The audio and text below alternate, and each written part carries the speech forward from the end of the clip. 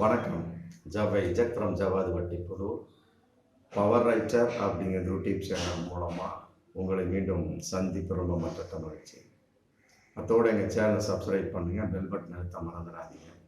அத்தோட எல்லாத்துக்கும் ஷேர் பண்ணுங்க. அதாவது வாரிசு அரசியல் அப்படிங்கிற ஒரு கோஷம் இந்த ஒரு 15 வருஷமாகவே, இன்னும் கரெக்டாக சொல்ல போனால் ஒரு 30 வருஷமாகவே இந்த தமிழக அரசியலில் உலாவிக் கொண்டிருக்கக்கூடிய ஒரு வார்த்தை வாரிசு அரசியல். இந்த கட்சி அப்பா இது வாரிசு அரசியல் கட்சிப்பா, வாரிசு அரசியல் கட்சிப்பா. இவங்க இந்த கட்சியில் எவ்வளோ உழைச்சாலுமே சரி நம்ம முன்னுக்கு வர முடியாது. தலைவராக இருக்கிறாரு, அதுக்கு பின்னால் அவர் தான் பொண்டாட்டியை கொண்டு வருவார், அதுக்கு பின்னால் பையனை கொண்டு வருவார், இல்லை மருமகளை கொண்டு வருவார், இல்லை பேரம்பேத்தியை கொண்டு வருவார். மற்றபடி நமக்கு மதிப்பு இருக்காதுப்பா. இப்படியே சொல்லியே ஆரம்பிக்கப்பட்ட கட்சிகள் பல உண்டு. ஒரு கட்சி பெருசாக வளர்ந்துருந்தது அப்படின்னா அதில் என்ன ஒரு ஓட்டை இருக்கு, கட்டாயமாக அது தன்னுடைய சொத்துக்களை பிறருக்கு விட்டு கொடுக்க மாட்டாங்க.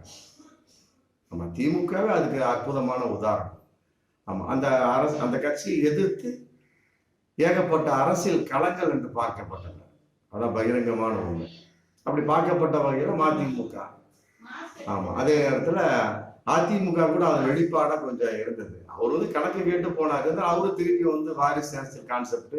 அவருக்கு எம்ஜிஆருக்கு வாரிசு கிடையாது, பையனோ பொண்ணோ கிடையாது. இல்லாட்டி அவரும் அதுக்கு பின்னால் அப்புறம் தன்னுடைய மனைவி வரலையா, அப்ப அது மட்டும் வாரிசு இல்லையா? புரியுதா? அதெல்லாம் இருக்கு. பொதுவாக ஒரு ஒரு மாநிலம், ஒரு இந்தியா, ஒரு நாடு அப்படிங்கிற சமயத்துல தான் புதுசா ஒரு கட்சியை ஆரம்பிக்கணும் அப்படின்னா அடிப்படை என்ன? வாரிசு அரசியல் அந்த கட்சியில இருக்குதுப்பா. அதனால எல்லாரும் இந்த பக்கம் வாங்க, நாங்க வாரிசு அரசியல் பண்ண மாட்டோம் அப்படிங்கிற அளவுக்கு ஒரு பிரச்சாரத்தை மேற்கொண்டாதான் இன்னைக்கு புதுசா ஒரு கட்சியை நடத்த முடியும் அப்படிங்கிறது கட்டாயமா பல கட்சியின் வெளிப்பாடை எனக்கு தெரிஞ்சு போச்சு. அதன் அடிப்படையில் அந்த ஒரு பிரச்சாரத்தை முன்னெடுத்து பல அரசியல் கட்சி தமிழ்நாட்டில் வந்தாச்சு. மதிமுக, அப்புறம் பாமக, அப்புறம் ஐஜேகே, இந்த மாதிரி பல கட்சிகள். அவங்க என்ன பண்ணிட்டாங்க, திருப்பி பல எப்படி மண்ணை கவிட்டாங்க. அவங்களும் எதை ஒரு ஆயுதமா எடுத்து ஒரு கட்சியை ஆரம்பிச்சாங்களோ அந்த ஆயுதமே அவர்களுக்கு கூர்மையான ஆயுதமாக மாறி தாக்கப்பட்டு. இதெல்லாம் இருபக்கம் கூர்மையில் ஆயுதத்தை போன்றது. ஒரு பக்கம் எடுப்பாங்க, அப்புறம் திருப்பி அவங்களுக்கே அது மேட்டர் முடிச்சிடும், அவங்களையும் தாக்கும். அதன் அடிப்படையில் பாமக வாரிசு ஒரு அரசியல் நடத்தக்கூடிய ஒரு கட்சி. அப்புறம் மதிமுக, அப்புறம் ஐஜேகே, அப்புறம் அது திமுக. அதோட அந்த கட்சியை எதிர்த்து அது திமுக அரசியல் வாரிசு உள்ள கட்சி, அரசியல் வாரிசு உள்ள கட்சி, வாரிசு அரசியல் உள்ள கட்சி. ஆமா, வாரிசு கட்சி முடிஞ்சு போச்சு. பல வகையை அப்படியே அணுகிட்டே போலாம். அது மிகப்பெரிய ஒரு இமாலயமா இருந்தது. ஒரு 25-30 வருடங்களுக்கு வளர்ந்து கொண்டிருந்தனால அதை எதிர்த்து மோதி மோதி மோதி மோதி பல கட்சிகள் ஆமா உருவாகின. அதன் அடிப்படையில் நாம் தமிழர் கட்சி அப்படிங்கிறது ஒன்று உருவாக்கினார் சீமான். அவரும் ஒரு நடிகர். நாம் தமிழர் கட்சி அப்படின்னு உருவாக்கினாரு. அப்படி இருக்கக்கூடிய சமயத்தில் பல விதமான கொள்கைகள். நாங்கள் திராவிடத்தை ஏற்றுக்கொள்ள மாட்டோம், தமிழர், தமிழ் பண்பாடு, தமிழ் கலாச்சாரம் அப்படின்னு தான் போவோம் அப்படின்னு சொல்லிட்டு இடையில வாரிசு அரசியல் அப்படின்னு சொல்லிட்டு வந்தாரு. ஆமா, அது அடிப்படையில் அவர் திமுகவை எதிர்த்து ஏகப்பட்ட விஷயம் பண்ணியிருக்கிறாரு. திமுகவில் வாரிசு அரசியல் இருக்குது அப்படின்னாரு. அப்புறம் மோடியை கூட வாரிசு அரசியல், காங்கிரஸ் கூட வாரிசு அரசியல் சொன்னார். தேனிக்கு கூட தேனி எம்பி தேர்தல் பிரச்சாரத்துக்கு வந்தார். ஓபிஎஸ் உடைய பையன் ரவீந்திரநாத்துக்கு ஆதரவா வரக்கூடிய சமயத்துல மோடி வந்தார். அப்போ வாரிசு அரசியலுக்கு ஆதரவாக மோடி விட்டார் அப்படின்னாரு. இப்ப பாஜக வாரிசு அரசியல் அமித்ஷாவோட பையனுக்கு எத்தனையோ பொறுப்புகள். மோடிக்கு பையன் பொண்ணு இருந்தா அவரும் இறங்கியிருப்பாங்க. ஏன் மற்ற எத்தனையோ பேர் இறங்கியிருக்கிறாங்களே பாஜகவில்.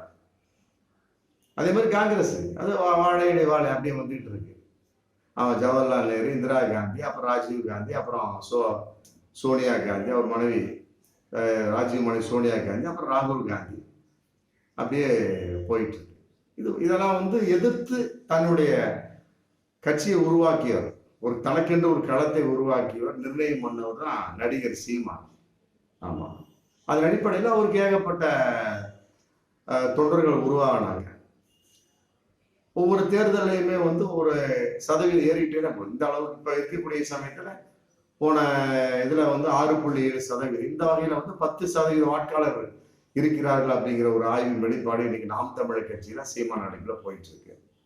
எங்கு பார்த்தாலும் அவருக்கு மேல வந்து ஒரு சர்ச்சையான கருத்துக்கள் இன்னைக்கு முடித்தாப்பா. சமீபத்துல இஸ்லாமியர்களும் கிறிஸ்தவர்களும் சாத்தானின் பிள்ளைகள் அப்படின்னாரு. அப்புறம் அதுக்கு ஒரு பயங்கரமான எதிர்ப்புகள் வந்தது. அப்புறம் நான் மன்னிப்பு கேட்டாங்க ஓட்டு போட்டுருவாங்களா அப்படின்னாரு. அப்புறம் அதுக்கு ஒரு எதிர்ப்பு. அப்புறம் வந்து திரும்பவும் இஸ்லாமியர்களை யாரும் சிறுபான்மை சொல்லக்கூடாது, செருப்பால் அடிப்பேன் அப்படின்னாரு. இப்படிலாம் பலவிதமான கருத்து எதுனா தன்னுடைய கட்சியை வந்து கூர்ந்து பிறர் கவனிக்க வேண்டும்.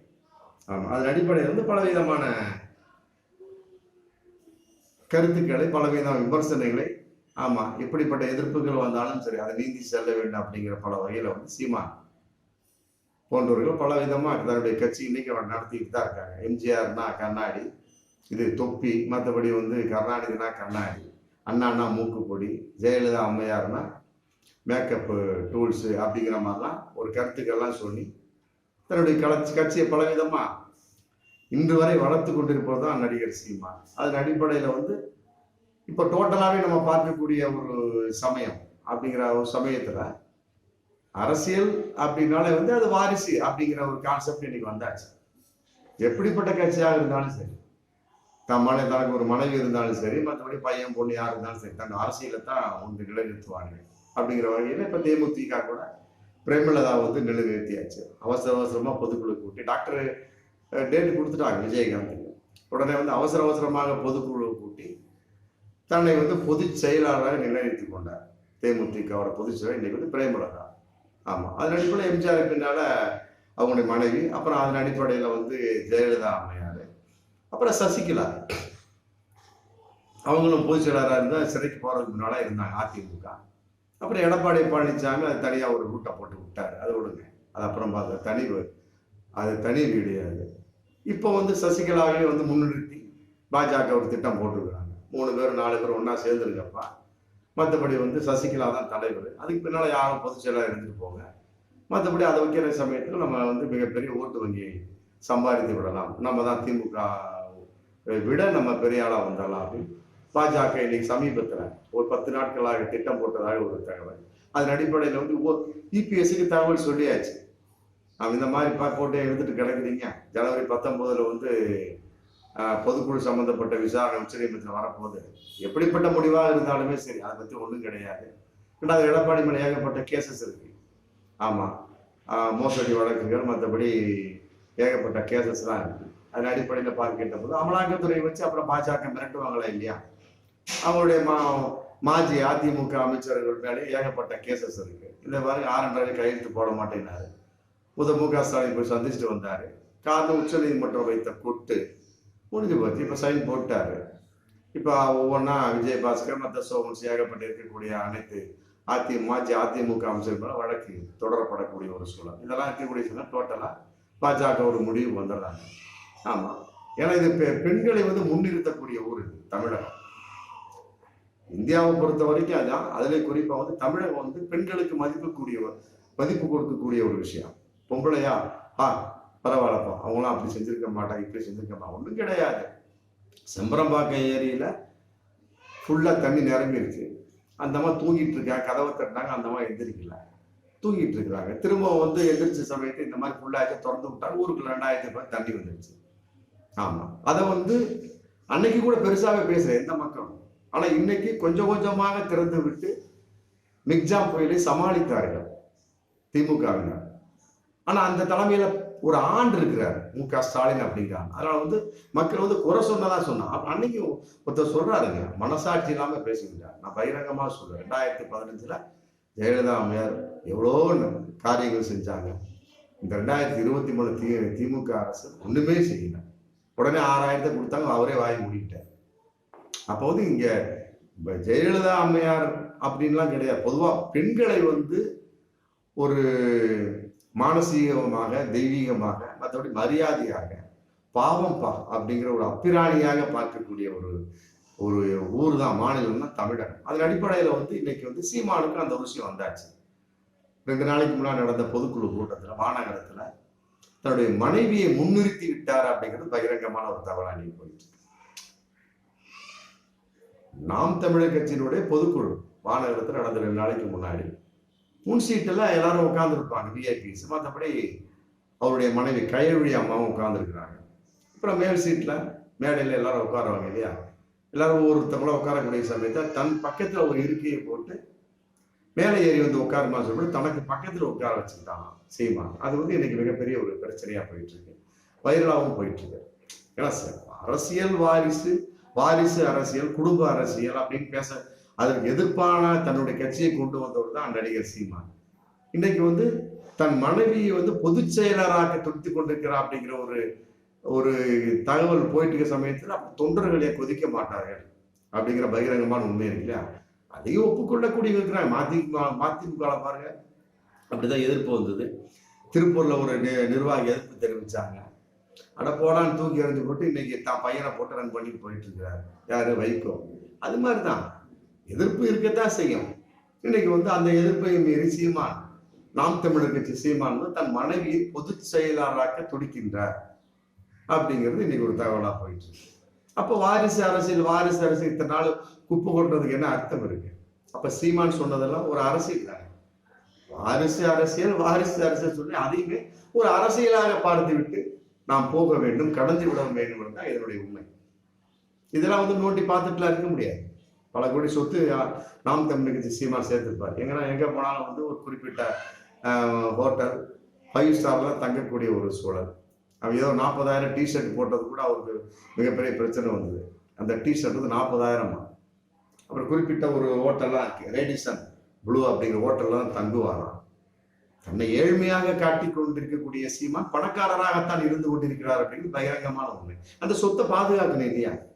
அப்ப தனக்கென்று ஒரு வாரிசு வேணும். நடிகை விஜயலட்சுமி மேட்டில் கூட பல கோடி கைமாற்றப்பட்டது அப்படிங்கிறது. இல்லைன்னா அந்த லேடி விட்டுருக்க மாட்டாங்க.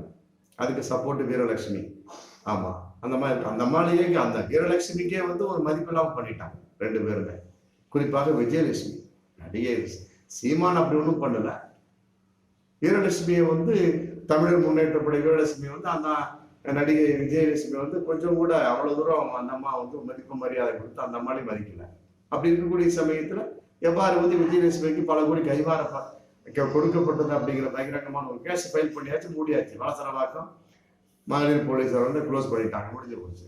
சீமான் வந்து தப்பி விட்டாரா அல்ல தப்பி வைக்கப்பட்டாரா அப்படிங்கிறத வந்து மக்களுடைய தீர்ப்பின் வெளிப்பாடு தான். இன்னைக்கு வந்து அந்த மேட்ரே இல்லை.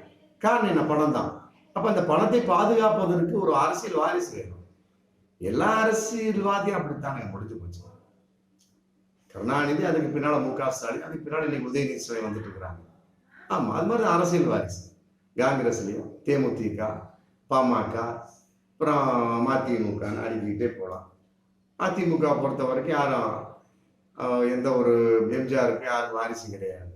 அப்ப அது நாளா பிரிஞ்சிருக்கு. இன்னைக்கு சசிகலா மூலமாக ஒன்றிணைப்பதற்கு பாஜக போயிட்டு இருக்கிறாங்க. இப்ப வாரிசு அரசியல் சொல்லி என்ன பிரயோஜனம் இருக்கு? சீமானை பார்த்து கேட்கக்கூடிய கேள்வி அதான். அப்ப அவரும் வந்து அவ்வளவு ஒண்ணும் கிடையாது. ஆமா, என்னதான் இருந்தாலும் சரி, தேன் எடுத்தோம் புறமையை நக்காம இருக்க மாட்டான் அப்படிங்கிறது பகிரங்கமான உண்மை இதன் மூலமா. அப்ப வாரிசு அரசியல் அப்படிங்கிற விஷயத்தை இனிமே வந்து பேசுவதற்கு யோகியதற்றவர் சீமான் அப்படிங்கிறது பகிரங்கமான உண்மையாகவும் தெரியுது. எங்க போனாலும் பல பிரச்சனைகள். ஈரோடு கிழக்கு தொகுதியில் நடந்த இடைத்தேர்தலை கூட அருந்ததிய மக்களையும் மற்ற முதலியார்களும் தரக்குறைவாக பேசினார் அப்படின்னு அது ஒரு சர்ச்சை. அது கோர்ட்ல கூட ஒரு வழக்கு போட்டு இன்னைக்கு அந்த சர்ச்சையா போயிட்டு இருக்கு. தூய்மை பணியாளர்களை, ஆமா, அந்த காலத்துல உள்ளவங்க வந்து விஜயநகர பேரரசு வந்து தூய்மை பணியாளர்களுக்காக அருந்ததி கொண்டு வந்தார்கள். மற்றபடி வந்து ஒரு போர்னாலே வந்து முதலில் நிற்பவர்கள் முதலியார்கள் அப்படிங்கிற மாதிரி சில வார்த்தைகள் சொன்னார். அதன் அடிப்படையில் வந்து அவர் மேலே பல விமர்சனங்கள் இருந்தன. அது ஒரு வழக்கா போயிட்டு இருக்கு. அப்ப இனிமே இப்படி ஒரு வழக்கு இன்னைக்கு போகும். வாரிசு அரசியல் சொன்னியாப்பா சீமானு, இன்னைக்கு நீயே வந்து உன் மனைவியை பக்கத்துல உட்கார்ந்து வச்சிருக்கீங்கன்னா அதுக்கு என்ன காரணம்? அவர் 2 பசங்க இருக்கிறாங்க, முடிஞ்சு போச்சு.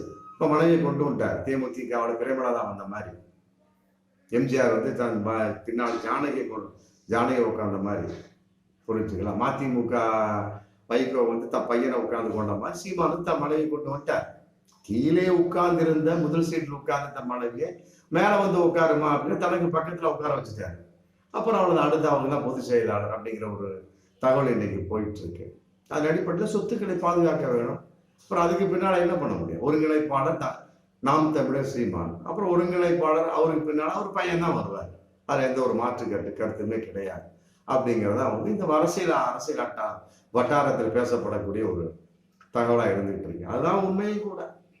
யாராக இருந்தாலுமே சரி, எந்த கட்சியாக இருந்தாலும் சரி, ஒரே வார்த்தைங்க முடிஞ்சு போச்சு. அரசியல் கட்சியா எவனாவது வாரிசு அரசியல் பேசினானா அவனை ஒத்துக்காதீங்க. எப்பா இப்படிதான் பக்கமா பேசுவேன், அப்புறம் நாளைக்கு உன் பையனவே கொண்டாடுவோம், பொண்டாட்டியை கொண்டாடுவேன் அப்படிங்கிறத நம்ம இனிமே மனசை நிறுத்தி கொள்ள வேண்டும் என்பதுதான் இதன் மூலமாக நாம் தெரிந்து கொள்ளக்கூடிய பகிரங்கமான ஒன்று. மீண்டும் அடுத்த வீடியோ சந்திப்போம். நன்றி.